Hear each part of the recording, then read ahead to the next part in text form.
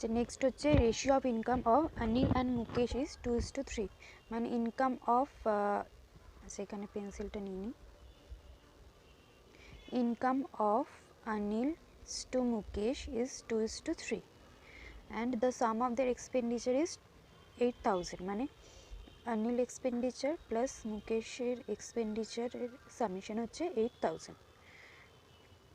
the amount of savings of Anil, মানে অনিলের savings is equal to, okay,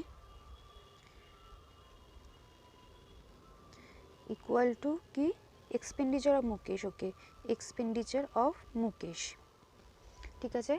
এবার তাহলে এটা রেশিও দিয়ে আমরা কী করে করব, যে এর যদি কমন রেশিও আমরা ওয়াই নিয়ে নিই তাহলে ইনকাম অফ অনিল কত হবে, এখান থেকে ইনকাম অফ অনিল হবে 2y and income of Mukesh হবে 3y।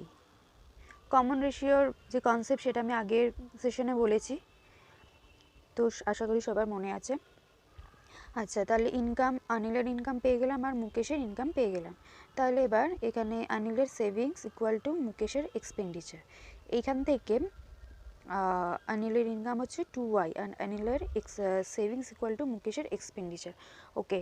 এইবার এখান থেকে, আচ্ছা এটা আমি পরের পেজে লিখে নিই কী কী পেলাম। অনিলের ইনকাম হচ্ছে 2y, মুকেশের ইনকাম হচ্ছে 3y অ্যান্ড কি জানি অনিলের সেভিংস ইকুয়াল টু মুকেশের এক্সপেন্ডিচার, অ্যান্ড আর কি ছিল, অনিলের এক্সপেন্ডিচার প্লাস মুকেশের এক্সপেন্ডিচার ইকুয়াল টু 8,000, ওকে। অনিলের এক্সপেন্ডিচার প্লাস মুকেশের এক্সপেন্ডিচার ইকুয়াল টু 8,000। এবার এইখান থেকে এই মুকেশের এক্সপেন্ডিচার ইকুয়াল টু অনিলের সেভিংস, তাহলে এর জায়গায় অনিলের সেভিংসটা আমরা রিপ্লেস করে দিতে পারি। তাহলে অনিলের এক্সপেন্ডিচার প্লাস অনিলের সেভিংস ইকুয়াল টু কত, 8,000। এইবার ব্যাপারটা খুবই সোজা হয়ে গেল, সবাই নিশ্চয়ই বুঝতে পারছো, এবার সবাই অঙ্কটা করে ফেলতে পারবে, ফার্স্ট থেকে অনেকেই অঙ্কটা করে ফেলতে পারবে। তো যারা যারা করেছো তারা কমেন্টে জানিও। আচ্ছা, অনিলের ইনকাম কত ছিল, 2y, তাহলে ইনকাম মানে কি, ইনকাম মানে এক্সপেন্ডিচার প্লাস সেভিংস, তাই তো। ইনকাম করে আমরা যেটা স্পেন্ড করে দিই সেটা হচ্ছে এক্সপেন্ডিচার, বাকিটা যেটা পড়ে থাকে সেটা হচ্ছে সেভিংস। তাহলে অনিলের এক্সপেন্ডিচার প্লাস অনিলের সেভিংস ইকুয়াল টু 8,000, যেটা হচ্ছে অনিলের ইনকামের ইকুয়াল। তাহলে এই মানে 8,000টাকে আমরা ইকুয়াল টু 2y করতে পারি, তাই তো। অনিলের এক্সপেন্ডিচার প্লাস অনিলের সেভিংস ইকুয়াল টু তাহলে কি 2y, কারণ এটা হচ্ছে অনিলের income, equal to 2y, and 2y equal to কত হবে, 8,000। তাহলে 2y যদি 8,000 হয় তাহলে y কত হবে, 8,000/2, যেটা হয়ে যাবে কত, 4,000। তাহলে y এর ভ্যালুটা পেয়ে গেলাম। ইনকাম তো অনিলের তাহলে পেয়ে গেছিলাম, অনিলের ইনকাম যেহেতু 2y, তাই অনিলের এখানে 8,000 হচ্ছে ইনকাম, ঠিক আছে। এইবার আমাদের অঙ্কের রিকোয়ারমেন্ট কি, যে what is the sum of their savings, okay. আচ্ছা, অনিলের ইনকাম পেয়ে গেছি, আচ্ছা আমি ওপরটা মুছে নিই, সবাই স্ক্রিনশট তুলে নেবে। তাহলে এখান থেকে আমরা পেলাম যে অনিলের ওয়াইয়ের ভ্যালুটা পেলাম, ওয়াই ইকুয়াল টু 4,000। অনিলের ইনকাম তো আগে পেয়ে গেছি 8,000, সো অ্যান্ড মুকেশের ইনকাম কত ছিল, 3y ইকুয়াল টু 3 ইন্টু 4,000, ওয়াইয়ের ভ্যালু 4,000, দ্যাট ইজ 12,000। তাহলে এদের ইনকাম কত পেলাম, 2y অ্যান্ড 3y।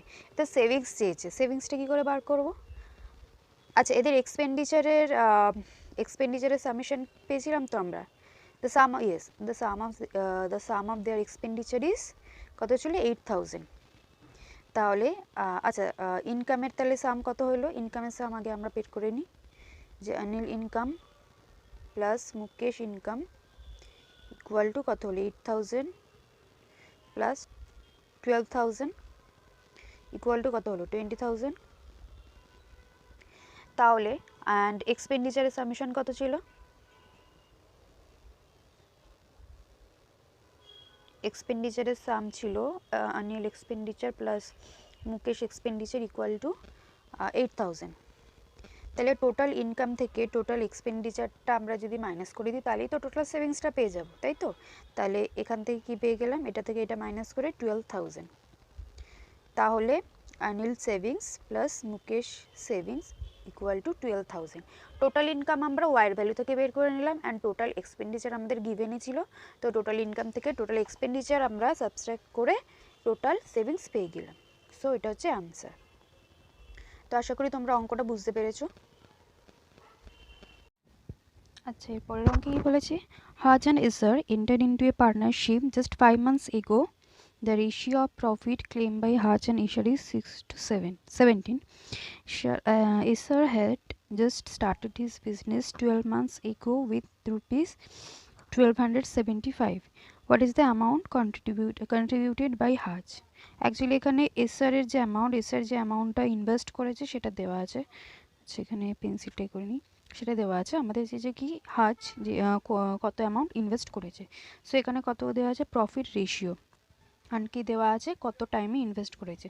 আচ্ছা, হাজ অ্যান্ড এসার এরা দুজনে একসাথে ইনভেস্ট করেছে 5 months এগো, কিন্তু এখানে দিয়েছে এসার had just started his business 12 months এগো, কিন্তু এসার কিন্তু 12 months এগো থেকেই বিজনেসে আছে, কিন্তু হাজ এসছে জাস্ট 5 months এগোতে, মানে টাইমটা তাহলে এসারের হয়ে গেল 12 months অ্যান্ড হাজের হয়ে গেল 5 months। এবার হাজের এসারের ইনভেস্টমেন্ট অ্যামাউন্ট আমরা জানি সেটা কি 1275, কিন্তু হাজের ইনভেস্টমেন্ট অ্যামাউন্টটা জানি না, সরি এটা উল্টো হয়ে গেল। আচ্ছা, এসারের ইনভেস্টমেন্ট অ্যামাউন্টটা জানি 1275, কিন্তু হাজের ইনভেস্টমেন্ট অ্যামাউন্টটা জানি না, যেটা আমাদের ফাইন্ড করতে হবে।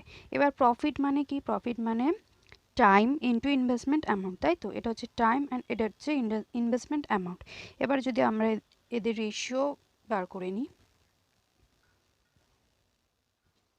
রেশিও তো দেওয়া আছে প্রফিট, রেশিও আকারে দেওয়া আছে হাজ বাই এসার, দ্যাট ইজ 6/17।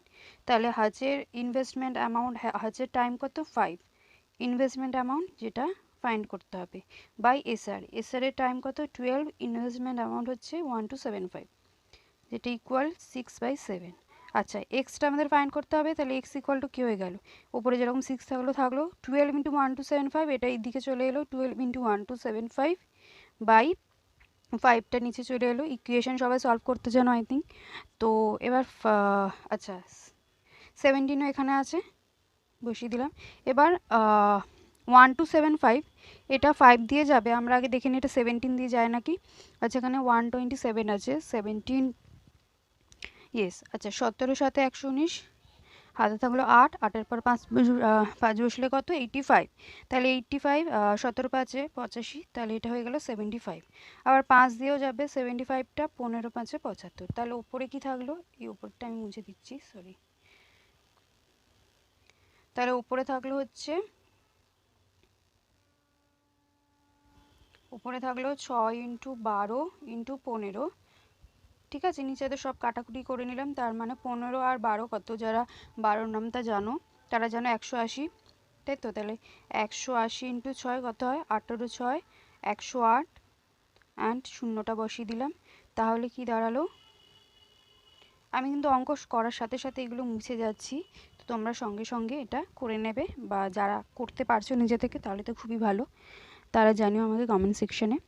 আচ্ছা, তাহলে এখানে হাজের ইনভেস্টমেন্ট অ্যামাউন্ট আমরা তাহলে কত পেলাম, 1080, ঠিক আছে। হাজ 5 months এগো থেকে মানে 5 months আগে থেকে এই অ্যামাউন্টটা ইনভেস্ট করেছে, অ্যান্ড এসার 12 months আগে থেকে এই অ্যামাউন্টটা ইনভেস্ট করেছে, তাই তো রেশিওটাও এরকম হয়ে গেছে, এর এত কম এর এত বেশি, ঠিক আছে। তো আশা করি তোমরা সবাই বুঝতে পারলে অঙ্কটা।